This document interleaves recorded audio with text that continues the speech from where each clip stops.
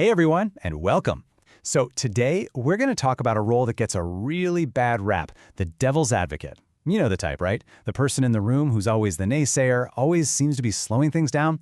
But what if I told you that this person, this role, is actually one of the most powerful tools we have for creating incredible, game-changing breakthroughs?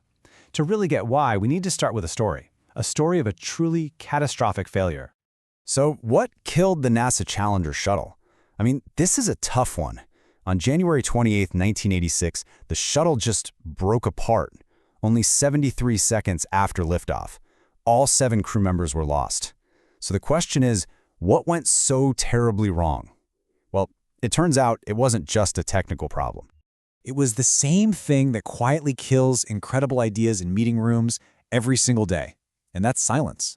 You see, the engineers, they knew there were huge risks with the O-rings, especially in cold weather, but their concerns, they were pushed aside, suppressed.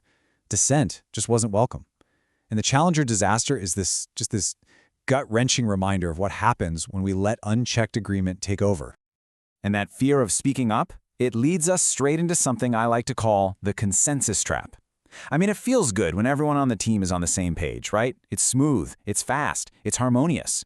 But here's the thing. That easy agreement can be a huge red flag. It can signal a massive blind spot, a dangerous little thing called groupthink.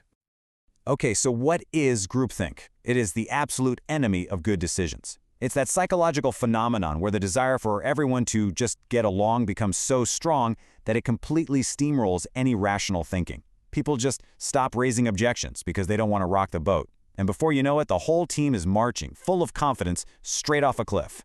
And this is exactly why we need a formal, structured way to bring dissent into the room. So, this idea of a designated dissenter, where did it even come from? Well, you might be surprised to find out that this tool we use in business today has its incredibly long and fascinating history, and its origins are in a place you would probably never expect, one of the oldest institutions in the world. Believe it or not, the original devil's advocate, the advocatus diaboli in Latin, was a real job in the Catholic Church. Their whole purpose was to argue against someone becoming a saint. They had to dig up every possible flaw, every inconsistency, to build the strongest possible case against them. Why? To make sure the final decision was absolutely bulletproof.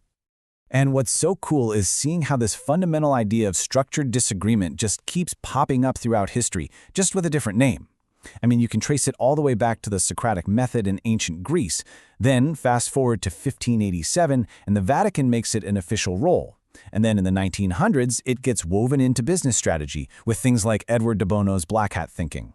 It's all the same core idea, just evolving into the risk management tool we use everywhere today. Okay, so how do we actually use this today without it just turning into a big argument? Well, there are rules.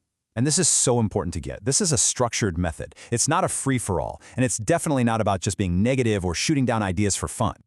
And here is the absolute key distinction you have to remember. Being the devil's advocate is a role you play. It is not an attitude. It's not about who you are as a person. The goal isn't conflict. The goal is to make the idea stronger by poking and prodding it from every possible angle. Think of it as collaborative stress testing, not a personal attack. So, what's a really practical way to do this? There's a brilliant technique from the psychologist Gary Klein called a pre-mortem. You know how we do a post-mortem to figure out what went wrong after a project fails? Well, this flips it. You do it before you even start. You get the team together and you say, okay, fast forward 6 months. This project has failed. It's a spectacular disaster. Now, what happened? Everybody then writes down all the reasons why. This simple little trick makes it safe for everyone to voice their biggest fears and catch those huge risks before they're even real.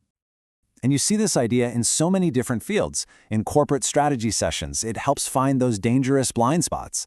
In product development, it's all about making the concept stronger so it doesn't flop. And in cybersecurity, it's literally the whole point of red team/blue team exercises, right? One team's entire job is to attack the system and find its weaknesses so the other team can fix them. The goal is always the same. Find the cracks in the armor before your competition, or worse, reality does it for you. Okay, so we've been talking a lot about preventing failure, which is super important. But this is where things get really, really cool. The devil's advocate isn't just a shield, it's also a sword. It's a creative tool that is absolutely essential for creating those revolutionary ideas, the kind of stuff customers don't even know to ask for. You've probably heard this quote before, often misattributed to Henry Ford, but the idea is what matters. If you ask consumers what they wanted, they'd probably ask for a faster horse, not a car. This gets right to the heart of the innovator's dilemma, doesn't it? Market research is great for incremental improvements. It can tell you how to build a slightly better version of what you already have, but it's not going to tell you how to invent the future. And that is where the devil's advocate switches from defense to offense. A traditional approach asks, how do we make the horse faster? The devil's advocate asks the radical question, wait a minute, what if the assumption that we need a horse is completely wrong?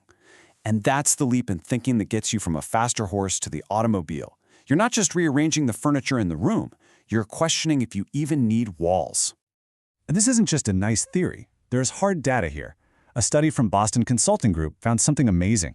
Companies that deliberately build structured dissent into their process, they launch 1.7 times more breakthrough products than their peers.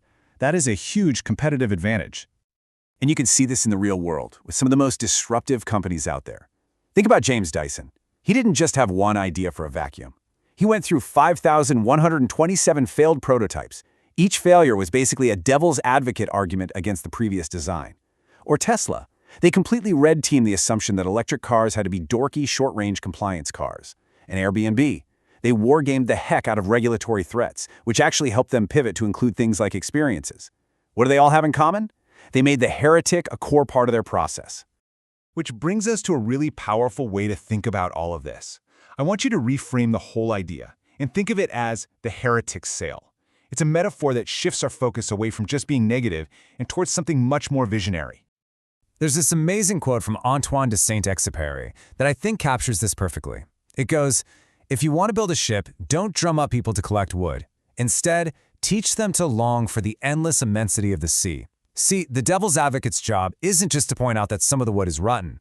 Their real job is to make sure that the vision, that longing for the sea, is so compelling and the ship is built so well that it can survive any storm the real world throws at it.